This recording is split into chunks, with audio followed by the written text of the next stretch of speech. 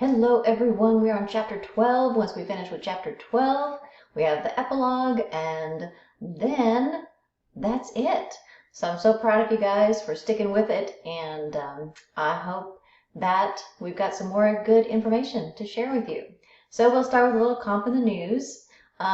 This week, the $484 billion stimulus bill was passed in both the Senate and the House and is expected for President Trump to sign it today, which is Friday.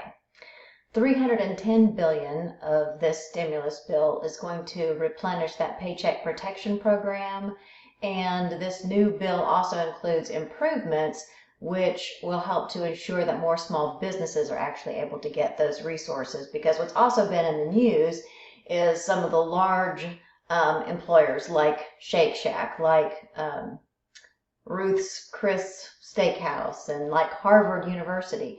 So we want to make sure that this is really going to those small businesses who really need it. $60 billion is going to go to SBA disaster loans, again focusing on those small lenders. Another thing that's come up is some of the banks are being sued because they are being accused of prioritizing big companies, big loans, instead of first come, first serve, which was what it was supposed to be. Again, disadvantaging those small business owners. So while these loans are designed to allow the businesses to keep workers on the payroll, keep paying them, keep working, or actually a lot of these workers are asking to be laid off and file for unemployment, which would bring in more personal revenue. So what you can see here is why, and this is just an example from the state of Mississippi. There are equally compelling arguments in most states. So in the state of Mississippi, generally speaking, anybody who's a full-time worker making less than $21 an hour, which is equivalent to $43,680 a year, would make more money on unemployment than from their job. And so you can see before the CARES Act here, this is Mississippi, the dark blue, and you know, if you're down here at the looks like $10 to $12 an hour range, you could get 50% of your earnings, but then it drops quite a bit. It looks like this is probably more 20% of your earnings if you were at that $40 an hour rate. And so here now, after the CARES Act, if you're down at that $10 to $12 an hour rate, you're going to make 200% of what you would make by working. And then again, it's like right about here, that $21 an hour is where that break-even point is. Also, unemployment benefits are 4 months. So you're going to get that $600 extra for 4 months versus the Paycheck Protection Program, which is for 8 weeks or 2 months. It's a difficult argument sometimes for some of these small employers to make, and they're actually finding that their employees are upset with them if they do get this Paycheck Protection Plan loan, because now these people have to work, and they have to work for their regular salary, or they may not work, but they're staying on payroll and earning just their regular wage. All right, so now let's get into chapter 12, which is that flexible workforce. So before we get into this, I've asked you to watch a short 2-minute video that was put out by the Bureau of Labor Statistics that I think will provide a lot of really good information for you. So what are some of the reasons that the contingent workforce has grown? We'll talk more about this later, but the bottom line is that there have just been these changing business conditions on the one hand, on the business side, but also personal preference. People are looking more for this work-life balance, and they feel like they can get that in this contingent workforce. Describe core employees. Core employees, full-time or part-time. So this is me flashing part-time. This is confusing in this chapter because you'll also see when we do get to contingent, one of the things we're going to talk about is voluntary and involuntary part-time workers. But part-time and full-time isn't what distinguishes a contingent worker, okay? You can be a core employee if you work full-time or part-time, but it's about the length. If you work part-time and you are expected to continue in your job for an indefinite period of time, certainly more than 1 year, you are a core employee, okay? Contingent workers, on the other hand, are those that don't have any kind of an implicit or explicit contract for ongoing employment. So this is figure 12-2 in your book, and it goes through a lot of questions to figure out, is your employment expected to continue or is your employment not expected to continue? So again, if it is expected to continue, you are core. If it is not, you are contingent. All right?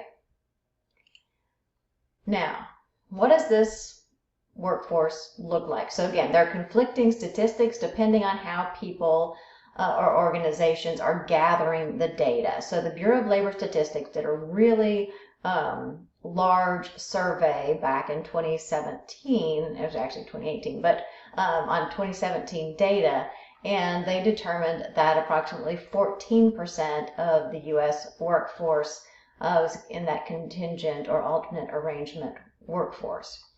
Most of them are contingent workers, meaning they just don't expect that job to last. Then you also have independent contractors. Look at that, 6.9% independent contractors, 1.7% on call, 0.9% temporary, and then 0.6% of some sort of contract work. A different grouping of statistics talks about the gig economy, all right? So here, they're saying that 36% of U.S. workers participate in the gig economy. Okay, so they're just participating in it. So that could be, on the one hand, that could mean that they are actually, that's their full-time job, their primary job, which is 29%. And of those 29%, 23% of the 29%, that's they work their gig work full-time. Okay, but it could mean that you've got a full-time job and then on the weekends you're driving an Uber, or you have a full-time job but you also are interested in doing contract work in addition to that. So again, this is just different. I think the Bureau of Labor Statistics was saying, who are those people that are full-time contingent workers? Okay. So it's also this report was saying that in 2023, 52%, more than half of the U.S. workforce would participate in the gig economy at least occasionally. Why do they do it? It's about work-life balance. Again, those personal preferences. Millennials tend to dominate this freelancing market, so that's the generation that just immediately preceded most of you. And not surprisingly, the highest paid jobs are in technology, so the artificial intelligence, blockchain technology. So let's start with part-time. And again, part-time contingent is different from part-time core workers, okay? So contingent workforce just says they're not expecting to continue this employment for an extended period of time, more than a year, all right? Now, you can be voluntary. You are going to choose to work part-time. You do that, because maybe you just need a little extra income, or maybe it's a lifestyle choice that you're choosing. You want to be in the workforce, but not full-time because you want to keep your brain active, but at the same time, maybe you have other obligations that you need to take care of, or maybe you've got some sort of a personal interest outside of work that you're wanting to pursue, all right? But you also have involuntary part-time employees, and they're doing it because they can't find a full-time job. So there are just different reasons why people may choose to work part-time. And again, you can look through table 12-1 if you want more detail on that. So let's talk about the cost savings. All right, cost savings. Here, mostly it has to do with discretionary benefits, and this kind of goes back up, especially if they're working less than 30 hours a week, then you're not having to pay health care. Think about your paid time off. But also, you will reduce the amount of overtime. So if you can supplement with part-time workers, and that means your full-time workers don't have to work more than 40 hours a week. So your overtime pay is actually going to be reduced. All right. Now, what is job sharing? Again, HR professionals, we are not complicated. Job sharing is just that. You have a single job, but it's a job that two different people are doing. And sometimes that can be you've got a morning person and an afternoon person, or maybe it's a Monday, Wednesday, Friday person and a Tuesday, Thursday person. Something where they've worked out an arrangement. Oftentimes there is some overlap between the two though, so that they can communicate about what's been going on and what needs to happen next in the job, because it's still one job, even though two different people are in it.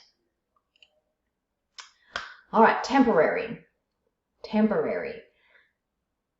Why are temporary workers needed? Again, there are lots of reasons you might want to bring in somebody just on a temporary basis. All right. So it's usually because you're needing to fill in for a core employee. So somebody had a baby, or they have surgery, or for some other reason they're gone for an extended period of time, and you need to make sure this job is still being done. So you bring in a temporary employee. You just might need an extra set of hands. So think about Amazon at Christmas time. They bring in lots of extra people temporarily.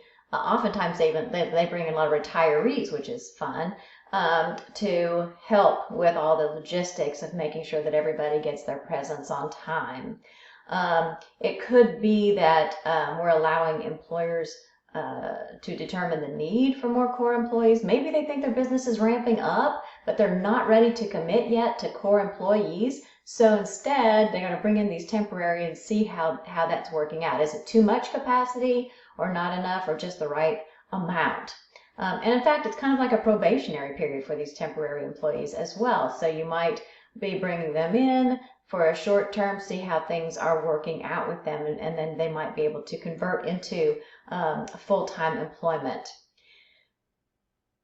It could just be dollars and cents. We're just going to bring in temporary workers because we don't have enough money to pay for core employees who will also require some more of our discretionary benefit funding. So, what is the most common source of temporary workers? Temporary agencies, temporary employment agencies. They tend to be more of the clerical type of work, administrative type of worker, and they are the legal employer of the temp, okay? So it is not the employer for whom they are doing the temporary work. These temporary workers are legally employed by that temporary agency. All right, guys, so I think we're going to break here, and we will continue on with leased employees and independent contractors. Thanks.